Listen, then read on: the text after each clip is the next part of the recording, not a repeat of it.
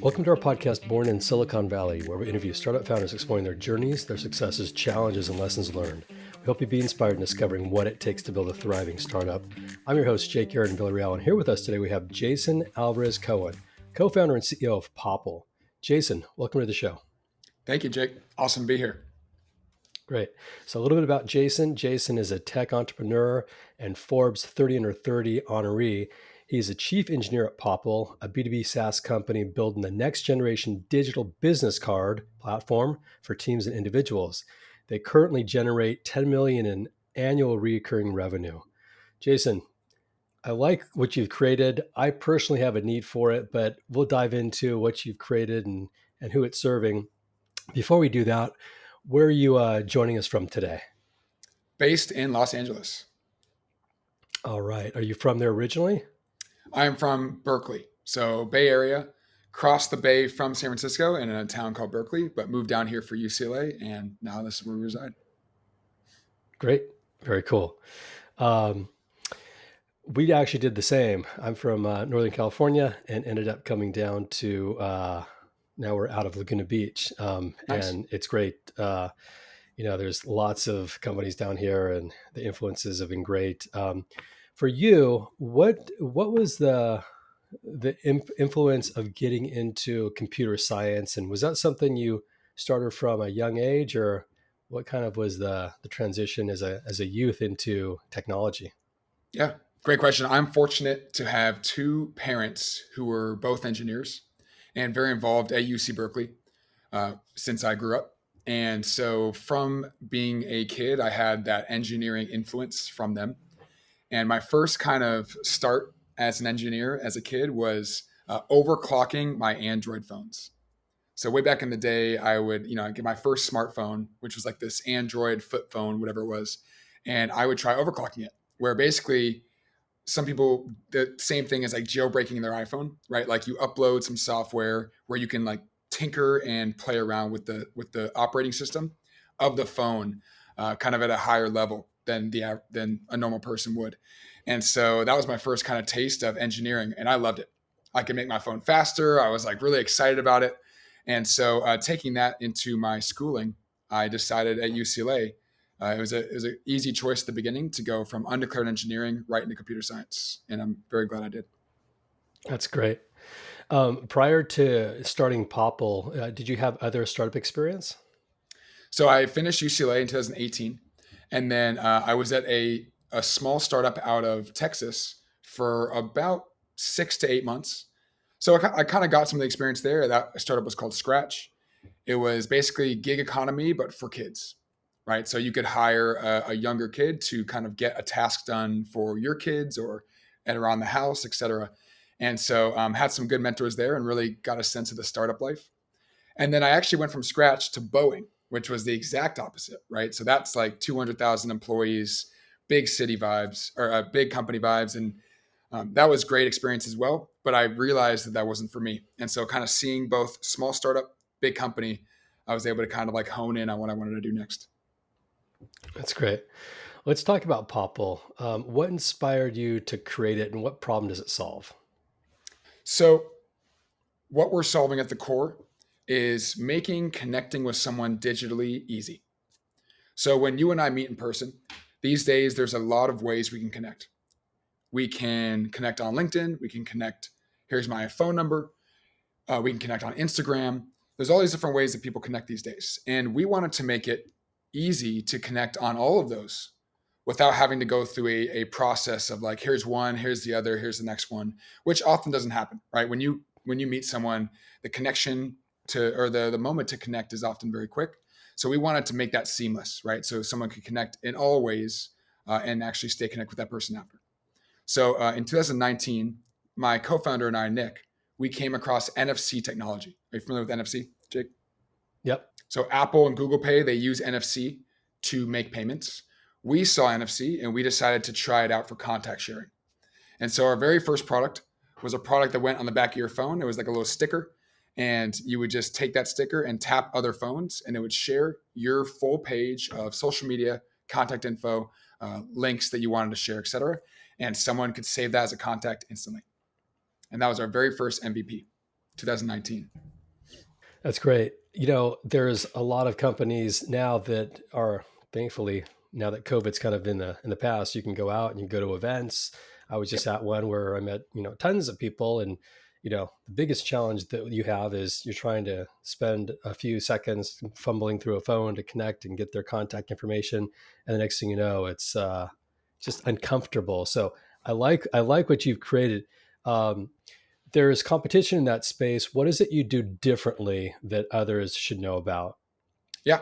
So that core was our initial MVP, but we've actually grown into much more of a professional facing company.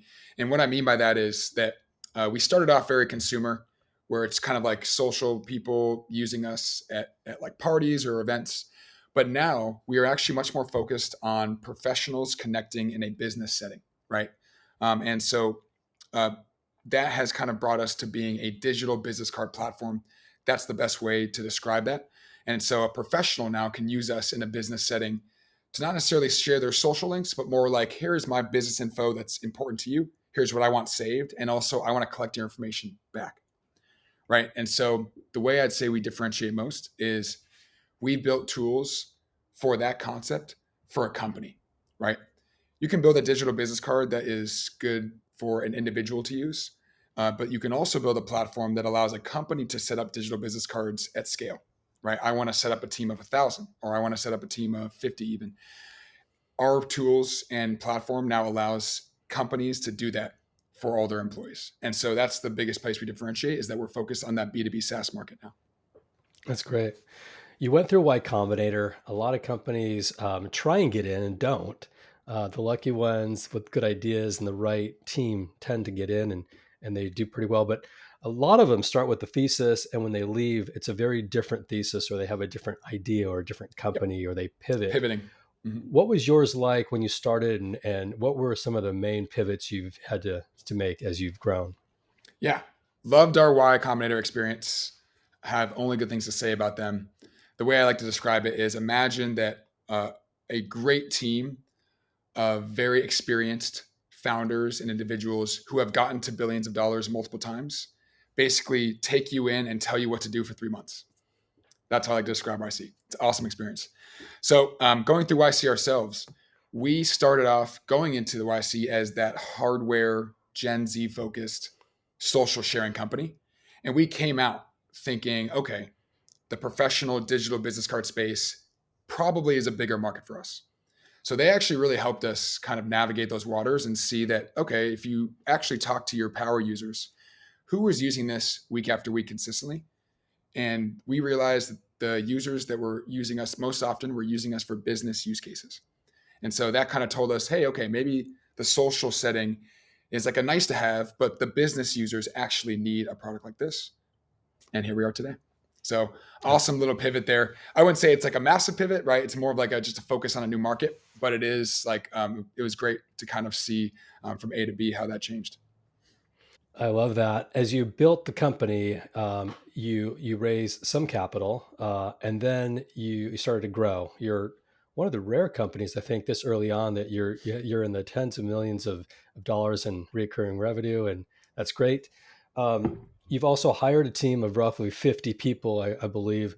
What's been your sort of strategy of hiring people, whether local or remotely, and keeping them on track and keeping them performing high and keeping them committed?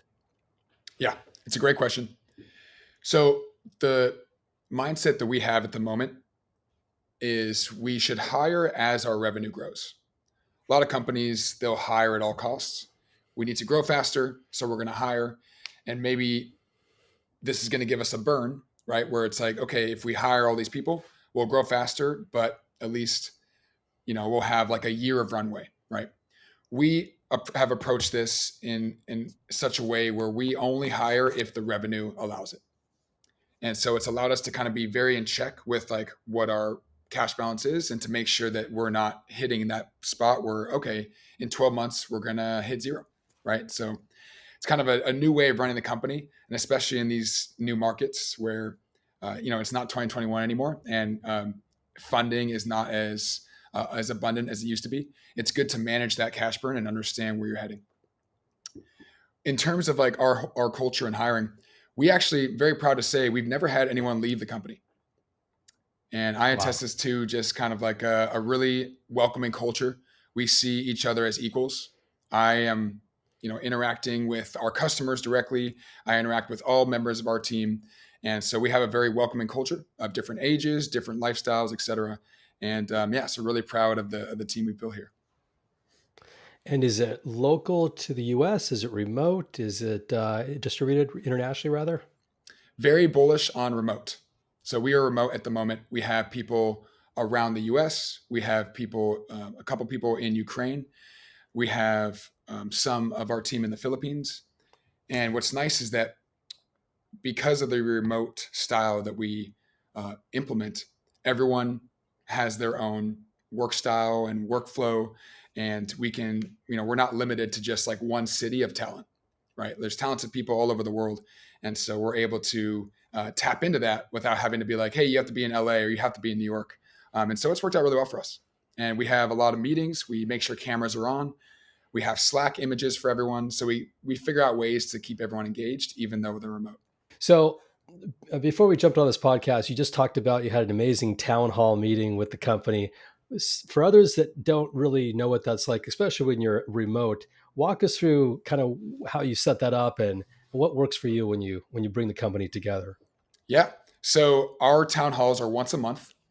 And we like to brand things at our company with the word pop, right? Our company is called Popl. So as part of our culture, we brand all these different things with the term pop. So we have pop dinners, we have pop treats for our retreats, we have pop meetings. And so this is called Pop Hall. Pop Hall is where everyone at the company, contractors, full-time employees, anyone who's just kind of like helping out, jumps on a Zoom, and each department will go through and the department head will explain what the department worked on this last month and what they're focused on for next month. And what we found is that doing this allows the company to kind of stay nicely uh, together as one unit, right? Like, oh, we're all rowing the same direction, which is a common startup analogy.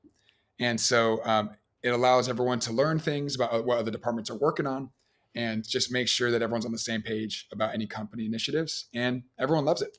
People give shout outs, people get to meet new people. It's really just an awesome moment. That's great. Yeah, I love that. Um, as a company today, you've hired internationally, you're growing, you're doing a good job. If you look at the market opportunity, talk to us about what you saw in your thesis and the opportunities ahead of you as you look at the market. You look at companies now becoming much more social, becoming much more engaging. The markets around events, things like that. How big is this market? Yeah. So our digital business card market is a great size in itself. But there are other markets that are exciting to us when you look more at like a 3 to 5 to 10 year plan. And you just hit one, what you just said there, which is the events market. All right, the events market, they are great at in person connecting, but they're not so good at the online aspect, right? The actual software aspect of the event. Some of the tools and softwares that are used today are a little bit antiquated, I'd say. And so there's a lot of opportunity for us with our brand new platform to come in and really shake things up. So we're very excited to continue growing into the event space.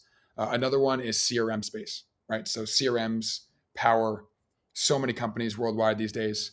And we actually currently get used as a CRM for many of our businesses and customers. So continuing to also build out new tools in that area. Interesting. Wow. I didn't connect the two with CRM and digital business cards, but I can understand if you're gathering the information of a person and they're in a system you could easily connect with and communicate with, and at least understand where they're at if they happen to be a prospect or a client or someone in the pipeline that you want to move forward or at least connect and stay connected with. I think that could make a lot of Exactly right. sense. And Jake, do you use a CRM at Match Relevant? we do, yeah. Yeah, we do. The one we use is a little bit of a combination of recruitment and a CRM. Um, but I can tell you that we work with a lot of companies that some do have them and some don't. There might be opportunities to connect you with those companies. Totally. Yeah. I feel like at this point in age, every company should have a CRM. If you're not managing your customers in such a way that it's more organized and allows you to kind of see a nice full view of everything, you're potentially losing opportunities. 100% agree with that. Um, as you look at your team today, you've built it out nicely. What's on the horizon as you look at 2024 from an innovation perspective, from a product perspective, from in general, just things that get you excited? Yeah. Well, so the main thing that I'm excited about is continually growing the team. This next year, we're definitely going to, I don't know if I'll say double, but close to that point where we're going to add a lot of team to the, or a lot of different departments. And so we're excited to continually build features faster, uh, provide more support to our customers, and also build out a sales team to enable us to just get our product in front of more eyes. And so all three of those are priorities heading into 2024. And continuing the strategy we've had, we're going to hire as we see our revenue grow. And so as the revenue continues to grow, we will make those key hires, and we'll see, maybe even do a raise this year. We'll see what happens. Oh, wow. That's exciting. Mhm. You know, as a company, things you like to think they always go positively, but the real world is there's ups and downs, ebbs and flows. That's part of the journey. What keeps you up at night right now? Yeah. Ooh, that's a good one. I would say adoption. Adoption is a big one for us. Anytime that you're looking to take the world and say, hey, do this new solution, when the world has been doing the old way for so long, that's always kind of a tough point to be in. And so with our new technology, that technology to people who are used to using paper cards or are used to a LinkedIn connection, there's always kind of a learning step there. And so we're noticing that that learning step and that education is key for happy and healthy customers. And so when it comes to, hey, what's keeping me up at night? What's like a big priority for us, especially heading into this new year? Education and retention is big, right? Making sure that not only are we closing a lot of new teams and individuals, but that they're staying and enjoying the product. A lot of companies I see, they actually overlook this, right? They're focused on bringing new people in the door, but they're not so focused on keeping them, right? This is what we call a leaky bucket, right? So they like you bring in all this revenue and all these customers, but then they're leaving over time, and so it's like, okay, what good is the growth if they're all just leaving? And so that is a focus for us to make sure that like that education and adoption is there. And like Jake, let's say that you guys with your CRM, right? Like your boss or whatever comes to you and says, hey, Jake, start using this new solution. You may not fully understand it. You may like need a second to really understand the value and how it works. And so making sure that not only is the education there for the admins of our teams, but also the endpoints, the members. That's key. Yeah. Yeah, adoption is key. I know I worked at Oracle for a while, and this is way back when, but when they first came out with CRM, they made, I was on the sales side, they made us all have to use CRM and have to put the data in the system. And Yep. it was really more from a management perspective to see the forecast and to see their activities and understand, how the business was operating. So there was a different motivation from a leadership and management perspective versus a user perspective, and having to take both of those into account. From a usability perspective, if you're using your product, what's been the response and what's been the data you've captured from your current customer base? Yeah. I love the example you just used there because that's so true. There's a different incentive for the boss or the manager to implement a solution. Then there's another incentive that you have to apply to the members who are actually using it. That is so true. And for us, we're looking to kind of enter that space where the manager is incentivized because they want to provide a report. These people did these actions and brought this ROI. These people did it because they just maybe they're not as active or they didn't use the system well, and so there's less visibility there, and that visibility is key for a manager to provide to either their superior or either look at reports later, and then vice versa on the member side. The member wants to show that they're bringing ROI, right? So then their incentive is like, okay, I actually want to use this product so I can show my manager that it's bringing value. So I love that you said that. It's totally true. And so you mentioned, sorry, what was the question about usability? Yeah, what's the user experience been like, the feedback you've gathered from your customer base so far? Yeah. So usually on the team side, the B2B side, The admin will create the cards, whether it's from an Active Directory sync or a Workday sync or from Google Workspace. They'll create cards and then they'll send out the invites to their members. So let's say we have a team of 100 and each member then gets an email invite that says, hey, your boss's name just created a new digital business card for you, and now you can start using it to share. They click login now. They log into their dashboard. They see their card and see what they're sharing, and then they can start sharing immediately using our mobile app. Mobile app is quick to download, App Store, Play Store, and then when you open the app, they're auto logged in, and the QR code is showing first thing. And so then they can say when they meet someone, "Here's my QR code." Simple as that. We also add QR codes to everyone's Zoom backgrounds. So if we were on a Zoom meeting right now, you'd see mine top left here. We also add it to their email signatures. So whenever they start sending emails, they'll also have their QR code ready to go at the bottom there. And so as much as we can take that QR code and put it into different workflows of their work, that's how we engage those members further. That's cool. God, we got to use your product. Yeah, we'll get you guys set up for free. Absolutely. Oh, that'd be awesome. Yeah, I'd like to try it out. Okay, that's great. We didn't touch too much on your co-founder. You have a co-founder, correct? Correct. Yeah. Okay. There's a lot of companies that come out of UCLA. Travis from Uber and a bunch of other people that people might know about. How did you guys find each other? Yeah. So Nick, my co-founder, I met as a junior at UCLA. He was a freshman, so a little younger than me. Actually, wait. Sorry, I think he was a sophomore, so he's 1 year younger than me.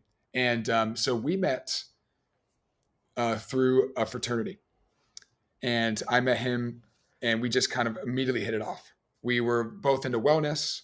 We both really enjoyed the social aspect of college, and we were also just like very motivated individuals. And so early on, because we clicked so well, we actually had an idea. We said, like, it'd be awesome if we started a company together. And there was this kind of like a little bit of manifestation there where during college we had that dream to start a company together, and after college we ended up getting an apartment in LA. And at that point in LA, we were just kind of staying curious about the world, seeing what we could solve, what kind of things interest us. And sure enough, came across NFC, and that was the spark. So we had that initial prototype in our apartment in Brentwood. And from there is, the rest was history. We were like, let's see where this takes us. And we didn't know what we were getting into. I like to say that, like, as entrepreneurs, like if you're able to see all the long nights and all of the additional work you're going to have to do at the beginning, sometimes that can deter you. But we just had no idea. We were just kind of excited. Let's see where this goes.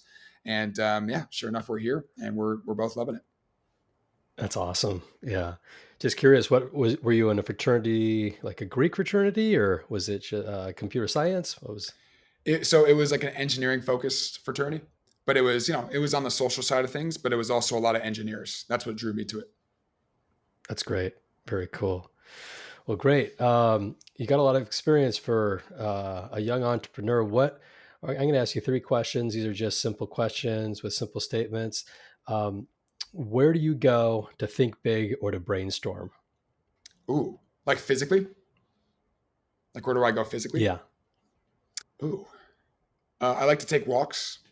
So I'll go on walks to think about things. I like to think about things at the gym.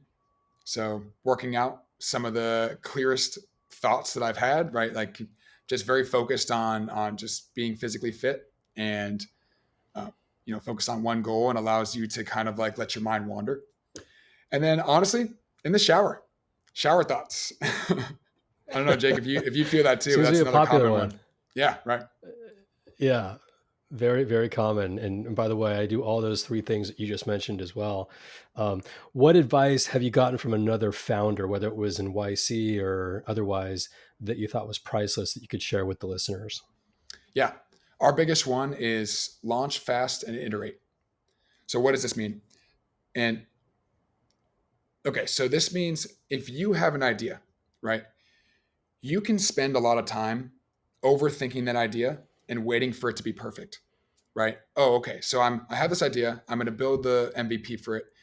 And okay, I'm at this point where it's somewhat built, but it's not ready yet. Another week goes by. It's not ready yet. Another week goes by. It's not ready yet. This happens to a lot of entrepreneurs where they continually work on an idea because they feel like it's not ready yet. But in reality, who knows if it's ready yet? A lot of times the entrepreneur themselves doesn't know that. You don't know if it's ready yet until you release it and you start getting feedback and information from customers about what they think about it, right? So, to bring this in the example of our company, we created that tag that goes on the back of your phone.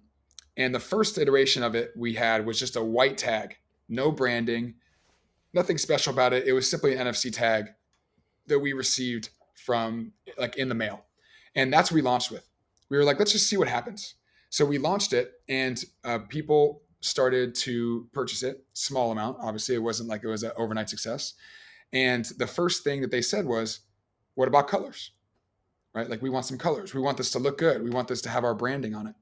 And so that was like, oh, okay, cool. So customers would like colors and they want to be able to brand it for their company. That was feedback that Nick and I hadn't really thought about to start, right? Like, we could have like sat there and not launched it for a long period of time and just continued to iterate on it, but we wouldn't know that customers wanted this until we released it and got that feedback. And so, just to round this all out, launching fast and iterating, just launch your product, see how people react and iterate then, as opposed to like waiting for it not to be ready and maybe being too late to launch. Yeah, we hear that a lot where that's a mistake that people make or companies make, and then they're behind market, they start losing traction, momentum, and ultimately it's not a good experience to have. But that's great. Exactly. It's like over Last engineering question it. here. Yeah, Sorry, no go ahead. doubt. Last question. What is your technique or process to stay positive when in the rocky road of building a startup, it's not always positive? How do you keep the morale up for yourself and for others? Yeah. Well, for any entrepreneurs, I would just say like I commend you. It's a very hard and sometimes lonely path, and there's not many of us. So if you are an entrepreneur and you do go on this path and you do attempt something, just be proud of that in itself, right? Like, it's awesome to be able to take that risk and have the confidence to try something. So even just doing that to begin with, you're already just on the right path, and great job. Additionally, it's good to, in my eyes, kind of understand the big picture and to be grateful for what we have. Right. So let's say that you have a business and it's struggling, but at least you have maybe a co-founder and like a team of five, and you're all in this together, and you're able to look at the problem and try and find a solution. That's just awesome in itself. Being able to like have this team and you're all passionate about something and you're working towards something. Um, and even though you might be struggling, you're going to figure it out. And having that kind of mindset of like, okay, let's see what happens. We'll try this. We'll experiment with this. And just understanding that like, hey, this is like an awesome path we're on, whether it's an ebb or a flow. We're going to be able to figure it out. And just kind of having that understanding keeps me excited and waking up every morning, right? Like, now with this team of 50, it's very fulfilling for me to be able to work with different departments and see how everyone is managing each other and keeping personalities and people motivated. I really enjoy that aspect of this, right? Like the pop halls and the like one-on-one meetings and the hearing ideas from others. And those are things that should be cherished. And so I think like as your team grows, leaders of your companies that you start, really don't take that for granted and understand that like these people are here to work with you. And as someone who was at Boeing, right, doing the classic 9 to 5, there's a lot of people who don't have that luxury. And so it's awesome to see both sides. Yeah, that's so well said. Well, Jason, it's crazy to say that our time has gone so quick here, and it seems like we just got started. There's so much more I'd love to learn about you, but for others that want to learn about your company and find you, where would they go? Yeah. So download our app for free if you're an individual. So if you're just looking to create your digital card and try us out, download Popl in the App Store, get started for free, and try us out. If you're a team and you're looking to increase your lead generation, see ROI on your team, and get certain insights there, then check out popl.co/teams. It's our teams page on our website. And you can book a demo with one of our amazing team members and take a look at our platform. That's great. Well, you've heard it now from Jason directly. So go out and check it out, download it, and tell us your experiences. Jason, thank you so much for taking your time to spend with us today and to all of our listeners as well. It means the world to us as we continue on our journey of building our podcast. I'm the host, Jake here in Villarreal, and happy to spend our time with you as well. Look forward to catching up with you all in the next episode. Until then, take care. Thanks, Jake.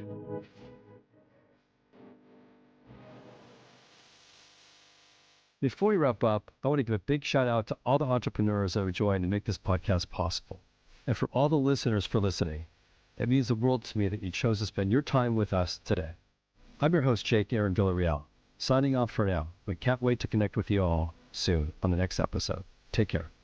This show is sponsored by Match Relevant, a company that helps venture-backed startups find the best people in the market, and they do it in 3 simple steps.